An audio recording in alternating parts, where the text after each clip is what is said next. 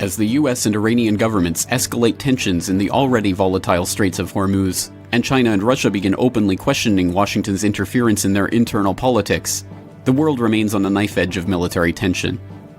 Far from being a dispassionate observer of these developments, however, the media has in fact been central to increasing those tensions and preparing the public to expect a military confrontation. This is the GRTV Backgrounder for Global Research TV. As the drums of war begin to beat once again in Iran, Syria, the South China Sea, and other potential hotspots and flashpoints around the globe, concerned citizens are asking how a world so sick of bloodshed and a population so tired of conflict could be led to this spot once again. To understand this seeming paradox, we must first understand the centuries-long history of how media has been used to whip the nation into wartime frenzy, dehumanize the supposed enemies, and even to manipulate the public into believing in causes for war that, decades later, were admitted to be completely fictitious. The term yellow journalism was coined to describe the type of sensationalistic, scandal-driven, and often erroneous style of reporting popularized by newspapers like William Randolph Hearst's New York Journal. In one of the most egregious examples of this phenomenon, Hearst's papers widely trumpeted the sinking of the USS Maine as the work of the Spanish. Whipped into an anti-Spanish frenzy by a daily torrent of stories depicting Spanish forces' alleged torture and rape of Cubans, and pushed over the edge by the Maine incident, the public welcomed the beginning of the US-Spanish War. Although it is now widely believed that the explosion on the Maine was due to a fire in one of its coal bunkers, the initial lurid reports of Spanish involvement stuck, and the nation was led into war. In many ways, the phrase infamously attributed to Hearst in reply to his illustrator, "You furnish the pictures, and I'll furnish the war," apocryphal as the story may be, nevertheless perfectly encodes the method by which the public would be led to war time and again through the decades. The US was drawn into World War I by the sinking of the Lusitania, a British ocean liner carrying American passengers that was torpedoed by German U-boats off the coast of Ireland, killing over 1,000 of its passengers.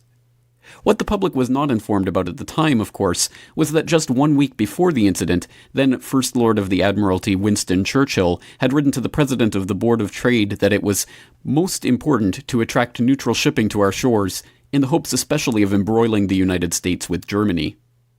Nor did reports of the attack announce that the ship was carrying rifle ammunition and other military supplies. Instead, reports once again emphasized that the attack was an out-of-the-blue strike by a maniacal enemy, and the public was led into war. The US involvement in World War II was likewise the result of deliberate disinformation.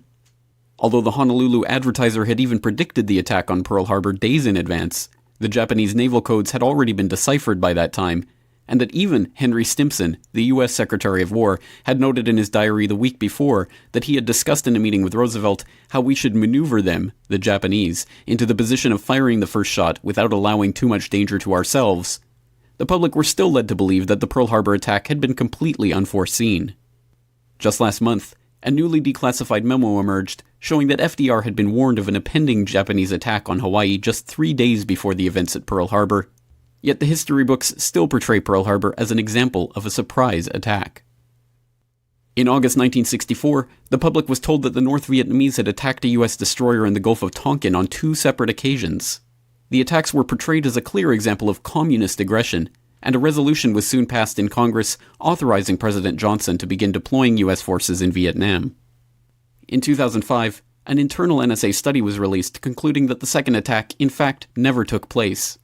In effect, 60,000 American servicemen and as many as 3 million Vietnamese, let alone as many as 500,000 Cambodians and Laotians, lost their lives because of an incident that did not occur anywhere but in the imagination of the Johnson administration and the pages of the American media.